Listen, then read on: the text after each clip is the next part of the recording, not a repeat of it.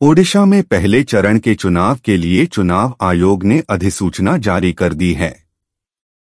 मुख्य निर्वाचन अधिकारी कार्यालय की तरफ से यह अधिसूचना जारी की गई। इसी के तहत नामांकन दाखिल करने की प्रक्रिया भी आज से शुरू होगी। 29 अप्रैल नाम वापस लेने की अंतिम तिथि है। ओडिशा में लोकसभा और विधानसभा दोनों चुनाव होने हैं। आगामी चुनाव को लेकर संबलपुर सीट पर जिस खेल की आशंका की जा रही थी, आखिर में वह सच साबित हुआ। बीजेपी के पुरखा नेता प्रसन्न आचार्य के दबाव में आकर आखिर संबलपुर और रेढ़ाखोल विधानसभा क्षेत्र के उम्मीदवारों की अदला-बदली कर दी गई। पहले संबलपुर विधानसभा के लिए प्रसन्न आचार्य और रेढ़ाखोल विधानसभा के लिए इंजीनियर रोहित पुजारी को उम्मीदवार घोषित किया गया था, जिसे बदल दिया गया है। ओडिशा में लोकसभा चुनाव के साथ विधानसभा चुनाव होना है। ओडिशा विधानसभा चुनाव को लेकर बीजू जनता दल ने 5वीं सूची जारी की है। इसमें 9 प्रत्याशियों के नामों का ऐलान किया है। मुख्यमंत्री नवीन पटनायक खुद कंटाबांजी विधानसभा सीट से चुनावी मैदान में उतरेंगे। वहीं 2 सीटों पर पार्टी ने प्रत्याशियों के नामों में बदलाव किया है। संघ लोक सेवा आयोग यूपीएससी की परीक्षा में ओडिशा के अनिमेष प्रधान ने दूसरा रैंक हासिल किया है। अनिमेष तालचेर के रहने वाले हैं और महज 24 साल के हैं। अनिमेष ने बिना किसी कोचिंग ऑल इंडिया रैंक 2 हासिल की है। अनिमेष की मां का पिछले महीने ही निधन हो गया है। वह कैंसर से जूझ रही थीं। अनिमेष एनआईटी राउरकेला के पूर्व छात्र हैं। ओडिशा पॉलिटिक्स राहुल गांधी 28 अप्रैल को ओडिशा आ रहे हैं।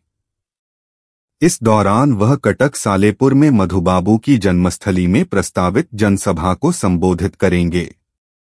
राहुल गांधी के आगमन को लेकर कांग्रेस ने तैयारी शुरू कर दी है।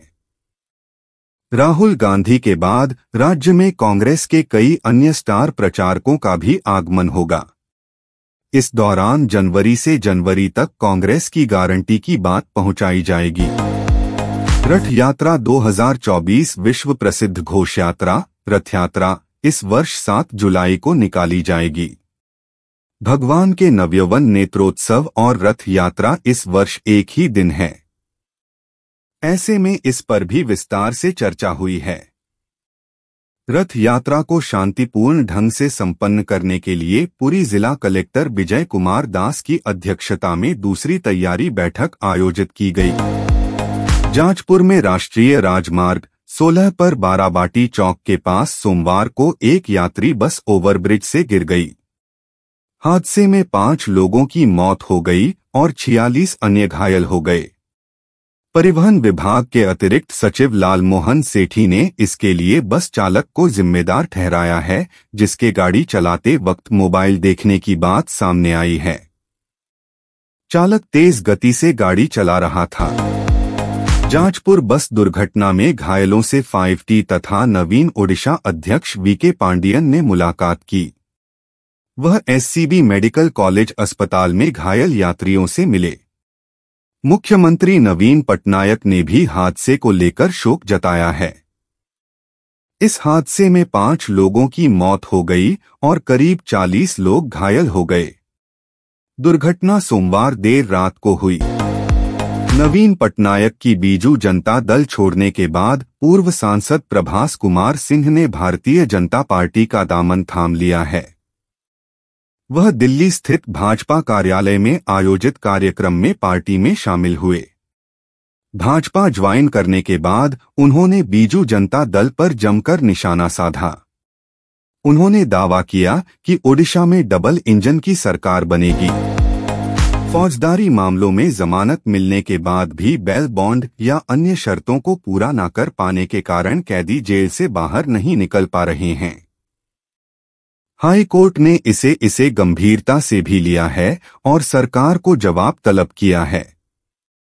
सभी जिला कानून सेवा प्राधिकरण के अध्यक्ष एवं सचिव को लेकर 1 सप्ताह के अंदर हाई कोर्ट ने ऑनलाइन बैठक करने को निर्देश दिया है। देश में 19 अप्रैल को लोकसभा चुनाव 2014 के पहले चरण के लिए मतदान होगा। पहले चरण में 102 लोकसभा सीटों पर वोटिंग होगी। चुनाव को लेकर तैयारियों को अंतिम रूप दिया जा रहा है। इसी बीच एक महिला चुनाव अधिकारी की तस्वीर वायरल हो रही है। मध्य प्रदेश के मुख्य चुनाव अधिकारी के एक्स अकाउंट से उनकी तस्वीर शेयर की गई है। भाजपा अध्यक्ष जेपी नड्डा ने गुरुवार को एनडीए उम्मीदवार जयंत बसुमतारी के समर्थन में असम के कोकराझार में एक रैली की। इस दौरान नड्डा ने कांग्रेस पर इस क्षेत्र को अलग-थलग और अज्ञानता में रखने का आरोप लगाया। उन्होंने आरोप लगाया कि विपक्षी दलों को लोगों के कल्याण की कोई चिंता नहीं है और वे खुद को कई घोटालों में दोषी ठहराए जाने से बचाना चाहते हैं। लोकसभा इलेक्शन 2024 भाजपा के वरिष्ठ नेता राजनाथ सिंह ने गुरुवार को केरल की पथानामथिट्टा लोकसभा क्षेत्र में भाजपा उम्मीदवार अनिल के एंटनी के समर्थन में एक रैली की। इस दौरान राजनाथ सिंह ने कांग्रेस नेता राहुल गांधी पर जमकर निशाना साधा। राजनाथ ने कहा कि कांग्रेस पार्टी का राहुलयान न तो लॉन्च हुआ है और न ही कहीं उतर पा रहा है। बेंगलुरु पुलिस ने केम्पेगौड़ा अंतर्राष्ट्रीय हवाई अड्डे एक 23 साल के यूट्यूबर को गिरफ्तार किया है। यूट्यूबर पर आरोप है कि उसने केम्पेगौड़ा एयरपोर्ट पर प्रवेश किया और इस दौरान उसने एक वीडियो रिकॉर्ड किया और उस वीडियो में झूठा दावा किया, जिसके बाद यूट्यूबर पर पुलिस द्वारा कार्रवाई की गई। पुलिस ने कहा कि कथित वीडियो को बाद में उन्होंने डिलीट कर दिया। बर्ड फ्लू इन केरला अलाप्पुझा जिले में 2 स्थानों पर बर्ड फ्लू फैलने का मामला सामने आया है। इस जानकारी के सामने आने के बाद आसपास के लोगों में हड़कंप मच गया। बर्ड फ्लू की सूचना मिलने के बाद प्रशासन भी सतर्क हो गया है। इसके साथ ही जिलाधिकारी की अध्यक्षता में हुई बैठक में घरेलू पक्षियों को मारने की प्रक्रिया शुरू करने का फैसला किया गया है। प्रधानमंत्री नरेंद्र मोदी ने बुधवार को लोकसभा चुनाव के पहले चरण में चुनाव लड़ रहे सभी भाजपा नीत राजग गठबंधन के सभी उम्मीदवारों को व्यक्तिगत पत्र लिखकर उनसे अपने अपने निर्वाचन क्षेत्रों में मतदाताओं तक अपना संदेश पहुंचाने के लिए कहा। मोदी ने अपने संदेश में कहा कि यह चुनाव देश के वर्तमान को उज्जवल भविष्य से जोड़ने का अवसर है। दिग्विजय सिंह नेटवर्थ दिग्विजय सिंह मध्य प्रदेश की राजगढ़ लोकसभा सीट से चुनावी ताल ठोक रहे हैं। उन्होंने हाल ही में यहां से अपना नामांकन भी दाखिल किया है। चुनावी हलफनामे में उन्होंने अपनी संपत्ति का ब्यौरा भी दिया है, जिसके अनुसार उनसे ज्यादा अमीर उनकी पत्नी अमृता राय हैं। जानिए 5 साल में दिग्विजय सिंह की संपत्ति में कितना हुआ इजाफा। लोकसभा इलेक्शन 2024 छत्तीसगढ़ राज्य का बस्तर इलाका नक्सलियों का गढ़ रहा है और बीते सालों में यहां चुनाव कराने में कठिन चुनौतियां आती रही हैं।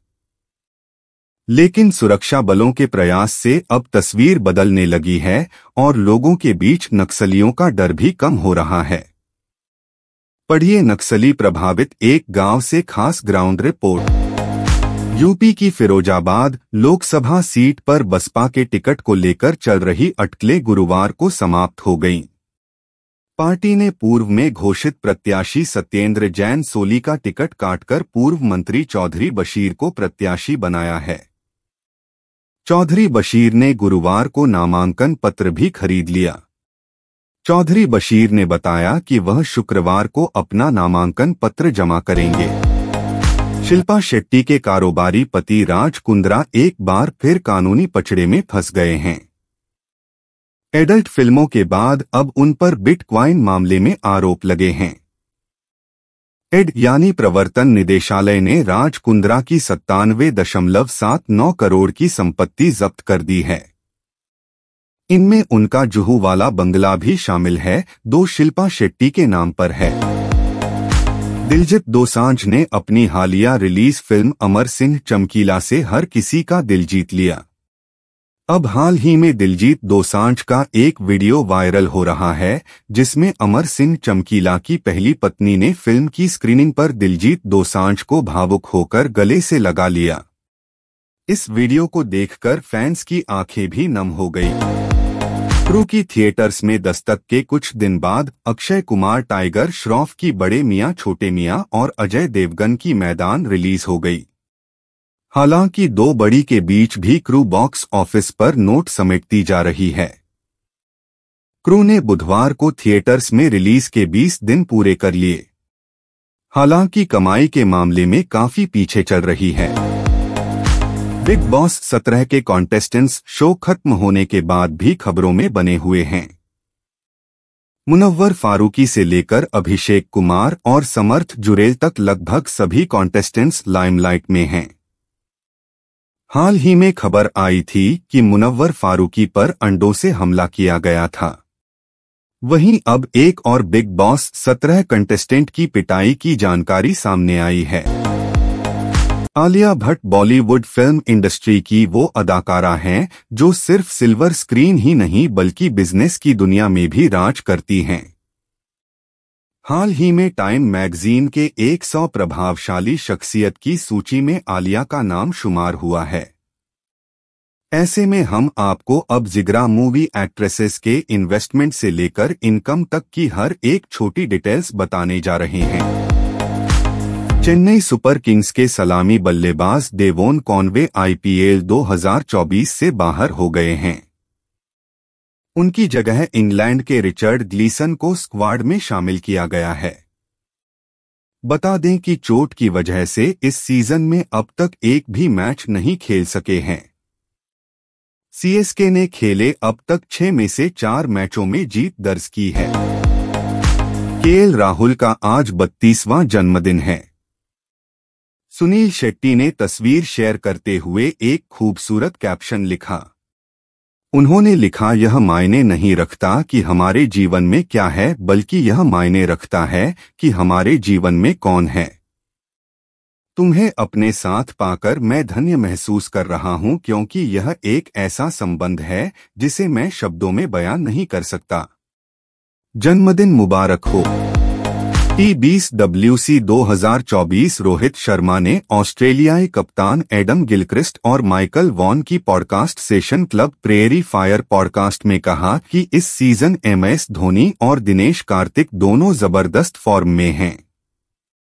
हालांकि 20 वर्ल्ड कप के लिए MS धोनी को मनाना मुश्किल होगा लेकिन दिनेश कार्तिक को मनाना आसान होगा। इस दौरान रोहित हंसते हुए नजर आए। T20 world cup 2024। कुछ दिनों पहले मीडिया रिपोर्ट्स में ये दावा किया गया कि रोहित शर्मा ने टीम सिलेक्शन के मद्देनजर हेड कोच राहुल द्रविड़ और चीफ सेलेक्टर अजीत अगरकर से मुलाकात की है। हालांकि रोहित शर्मा ने खुद इस बात को बेबुनियाद बताया है। भारतीय कप्तान ने कहा कि वर्ल्ड कप में टीम के सिलेक्शन को लेकर उन्होंने किसी से बातचीत नहीं की है। केएल राहुल और अथिया शेट्टी की मुलाकात एक कॉमन फ्रेंड की वजह से हुई। इसके बाद दोनों के बीच बातचीत का सिलसिला शुरू हुआ। दोनों के बीच दोस्ती हुई। दोस्ती प्यार में बदल गई। इसके बाद साल 2019 में दोनों रिलेशनशिप में आ गए। हालांकि दोनों ने रिलेशनशिप में आने के बाद करीब 1.5 सालों तक अपने रिश्ते को सार्वजनिक नहीं किया। 2024 फोर्स गुरखा 5 डोर एक नए इंस्ट्रूमेंट क्लस्टर के साथ आएगी और ये एक ऑल डिजिटल यूनिट होगा। ये